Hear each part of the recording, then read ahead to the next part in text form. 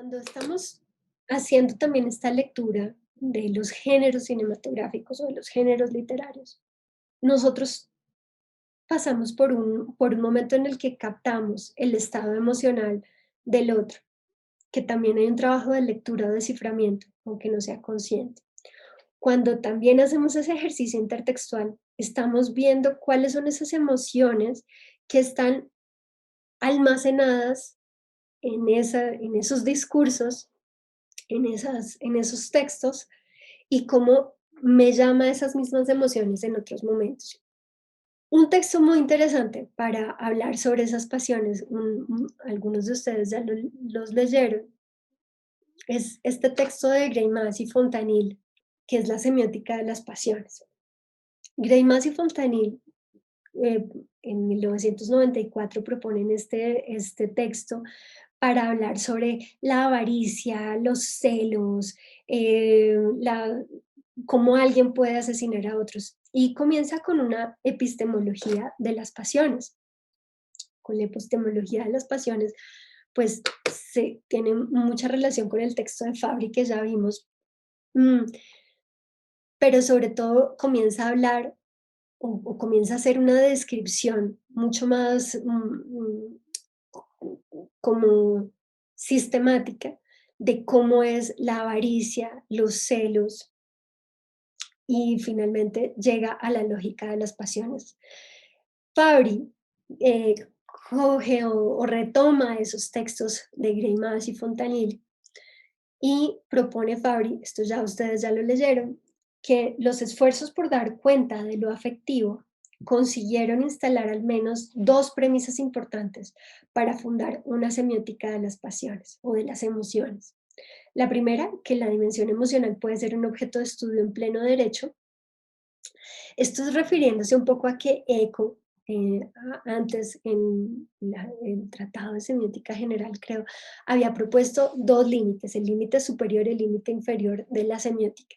Dentro de esos límites, por un lado estaban las emociones o lo que podía ser estudiado por la psicología y por otro lado, bueno, lo biológico también, lo que tiene que ver con los instintos, y por otro lado, lo que tenía que ver con la economía o cosas mucho más macro, de un macro nivel.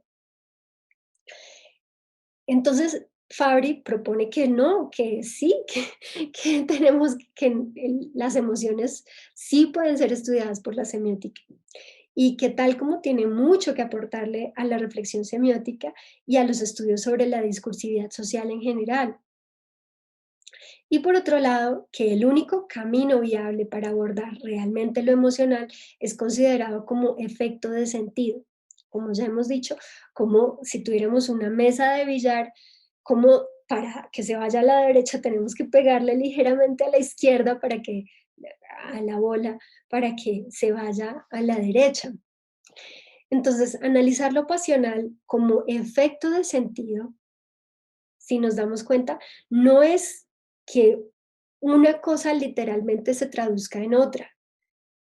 Es como ciertas representaciones, diferentes sustancias de la expresión y del contenido pueden llegar a otros efectos, pueden tener un impacto en el espectador que no tiene, que no tiene relación.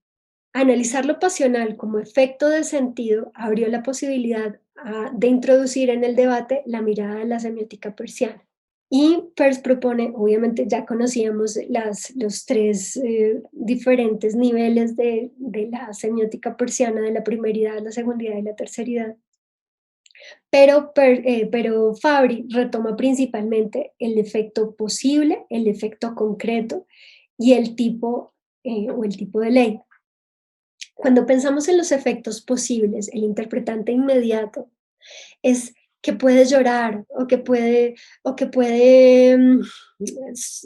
sonreír, ¿cierto? Que una persona que a cierto estímulo de una manera innata, biológica, instintiva, responde a ciertos estímulos.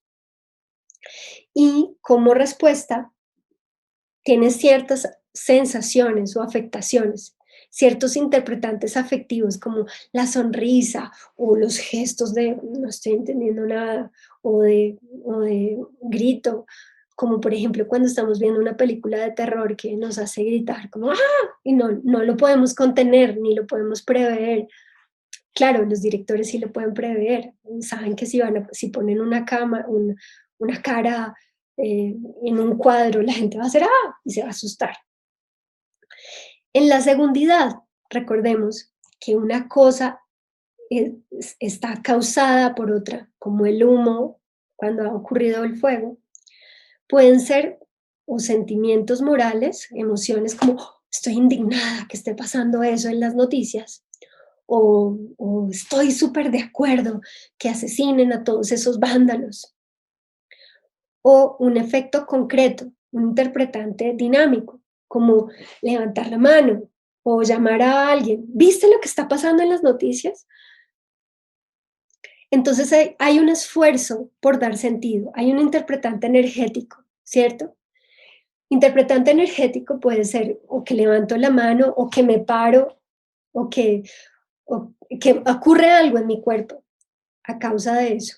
No tanto tan instintivo como un grito, sino algo más como, por ejemplo, levantar la mano en clase y decir, no estoy de acuerdo, profesora, ¿sí? O hay algo que mueve energéticamente mis músculos y hace que a eso cambie. Algo está causado por otro. El humo está causado por un fuego. Cuando estamos pensando en las pasiones, lo mismo.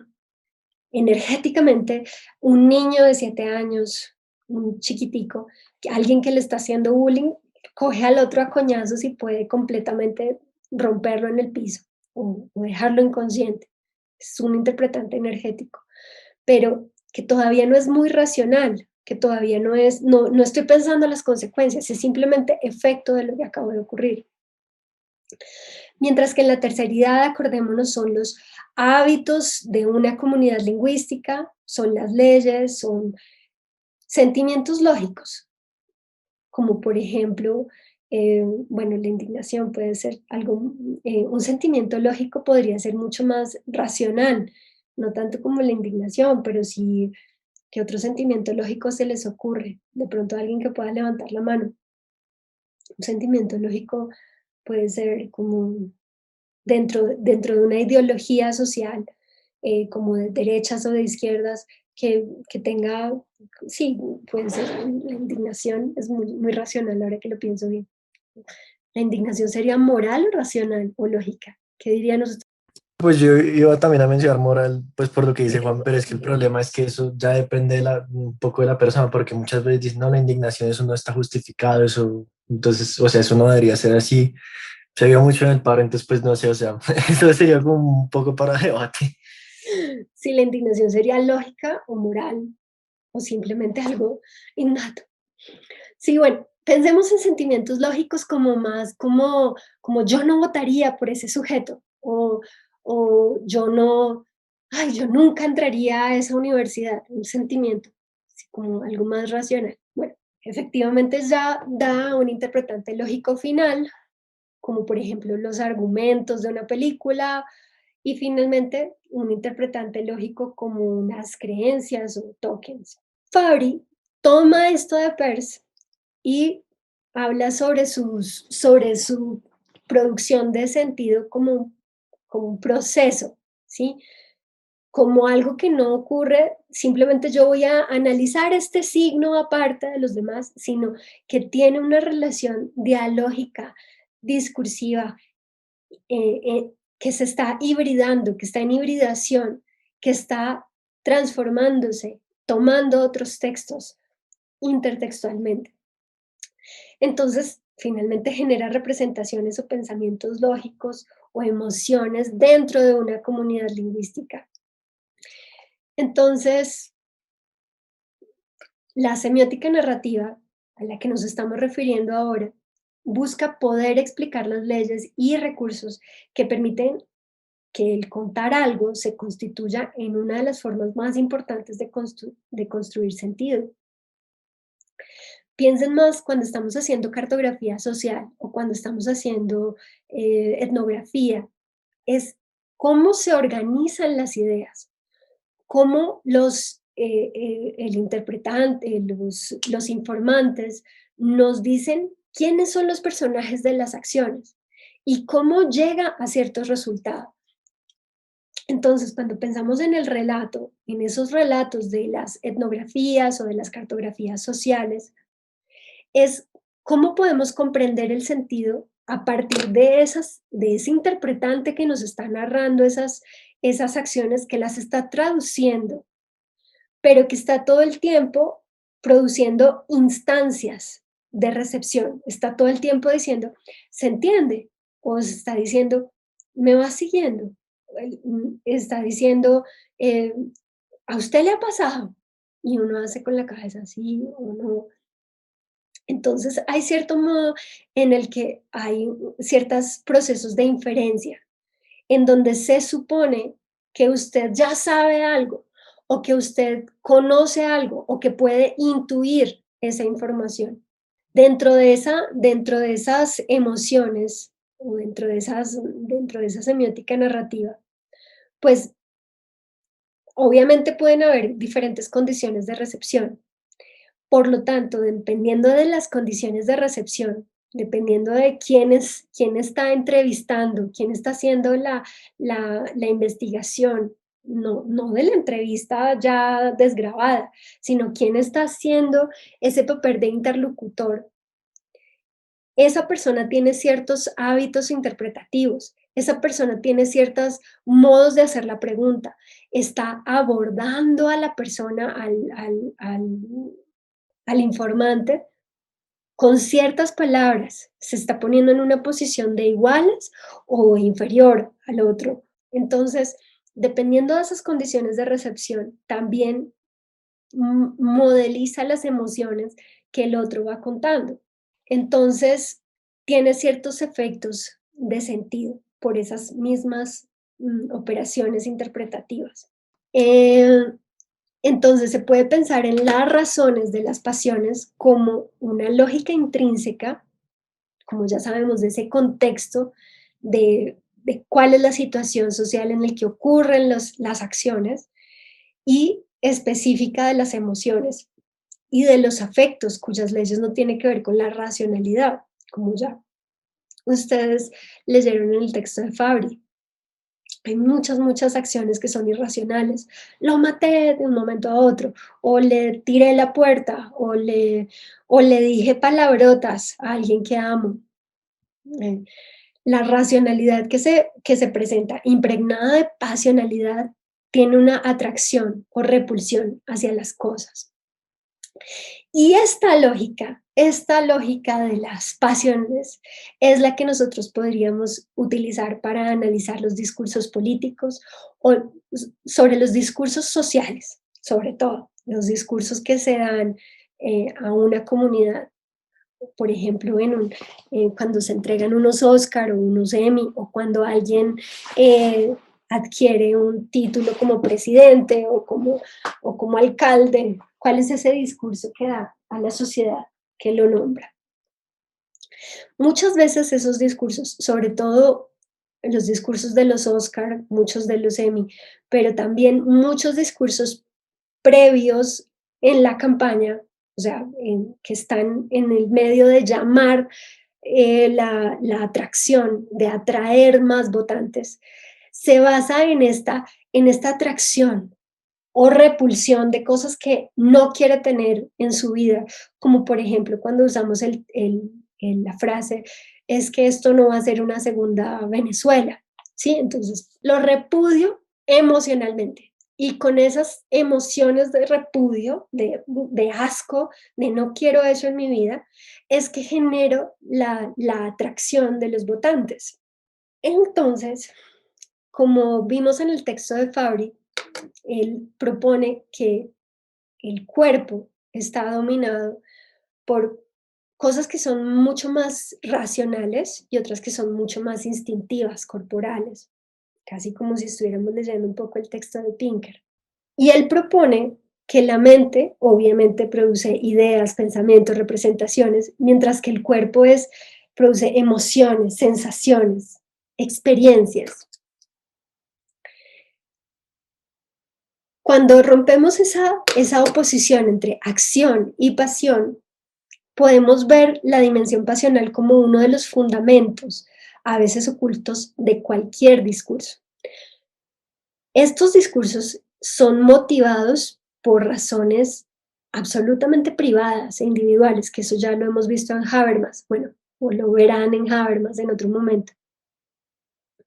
Pero esos fundamentos que motivan a la persona que está elevando el discurso, lo motivan a ocultar o a decir cosas motivado pues por los efectos que quiere tener, por ser elegido, porque otras personas dejen de comer carne, porque veamos los sesgos de raza en alguna industria cultural, por ejemplo. Considerar que la pasión procede lógicamente a cualquier forma de la categorización, contribuyendo a su generación. Cuando, cuando estamos entonces haciendo un análisis crítico del discurso, sobre todo, vamos a saber qué cosas generan, motivan, eh, hacen que emerjan ciertas emociones, emociones que se dan de una manera compulsiva contra el otro para que la respuesta sea, oh, sí, estoy de acuerdo, ¿sí? Lo que busca es un diálogo con el otro. Siempre está en un discurso, sobre todo político, que busca algún tipo de asociación o que voten por mí o que estén de acuerdo con mi discurso o que dejen de comer carne o que se den cuenta de los sesgos del racismo, a pesar de ser sutil, porque pues si lo dice todo abierta y directamente no tiene tanto sentido, es cuáles son esa sustancia de la expresión que genera, que pueden ser metáforas, por ejemplo, como lo vimos en Fabri, que genera un efecto en el otro de, oh, sí, estoy de acuerdo, sí, no voy a votar por esos mamertos, o sí, maten a todos esos vándalos. Logra que mi cuerpo reaccione, que enérgicamente yo levante las manos y diga, estoy de acuerdo, o que definitivamente yo tome acción y me vaya a votar por ellos. Toda esa lógica es cómo yo puedo tomar parte de las acciones para comprometer el cuerpo del otro y llamarlo a la acción. Esto está todo el tiempo puesto también en el mercadeo, ¿no? No solamente en los discursos políticos, pero pues lo interesante es cómo en los discursos, sobre todo en los discursos de una premiación o de un Oscar o de alguien que está queriendo a los otros que voten por él en una candidatura o en una estrategia política, son cosas que afloran en el cuerpo, ¿sí? Que a pesar de estar obviamente súper guionados, eh, se expresan de alguna manera en el cuerpo del emisor, pero también en el de los receptores. Entonces, pasemos aquí. Entonces, cuando pensamos en esas configuraciones pasionales, él propone la aspectualidad, las superposiciones o concatenaciones, la inversión tímica, el grado de intensidad, la noción de tensión, la temporalidad y el ritmo. Y en otros momentos, no sé por qué no lo veo acá, analizábamos los discursos de este discurso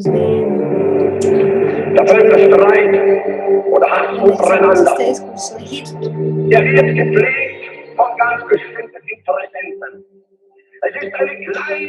Veíamos cómo hay cierta temporalidad, cómo comienza a haber cierta tensión, cómo él comienza a levantar la voz cada vez más, tiene ciertas respuestas en su cuerpo, ¿cierto? Hay una gestualidad, lo lleva en el cuerpo y hay una respuesta en los otros.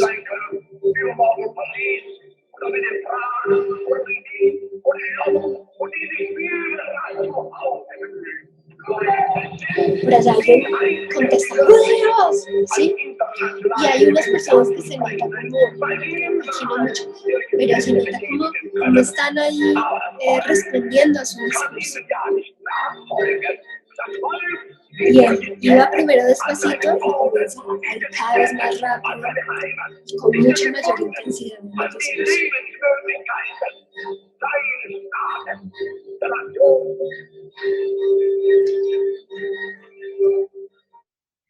Entonces, veíamos en clase, cuando teníamos tiempo y cuando era presencial y cuando las cosas no tenían paro y todo era distinto, hacíamos un análisis primero con el ejemplo, con este breve discurso de Hitler y veíamos cuáles eran cómo era ese aspecto del discurso, cómo él está puesto en el centro de un espacio público, donde hay mucho público, donde está iluminado cenitalmente, como él además está vestido formalmente para la ocasión, está bien arreglado. Estos discursos han cambiado completamente en la época de la pandemia, donde ya es cualquiera sentado y cambia, por ejemplo, que en el fondo hay luces o ahí está una bandera o si es un cuadro de algo. A eso se refiere entonces esa modalidad.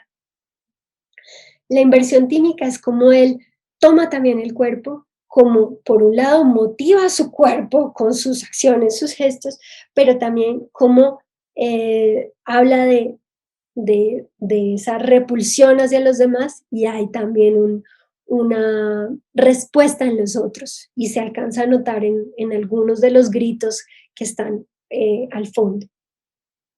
Hay una intensidad, él va un poco describiendo y comienza a hablar de una manera más fuerte, no solamente por el volumen, sino porque las palabras con las que se está refiriendo son más hirientes, más emotivas. Comienza a hablar sobre el argumento de por qué tenemos que ser una nación y ser todos unidos, no todo el mundo puede viajar por todas partes, y está hablando de la nacionalidad o la fuerza progresista de una nación unida echando raíces. Ese es el argumento en el que está trabajando. Aquí no se toma, no tenemos mucho en cuenta la gestión de la temporalidad porque es un ejemplo muy cortito. ¿Sí? Hay unos en donde podemos notar que va despacio, de pronto hace tiempos, de pronto pausa.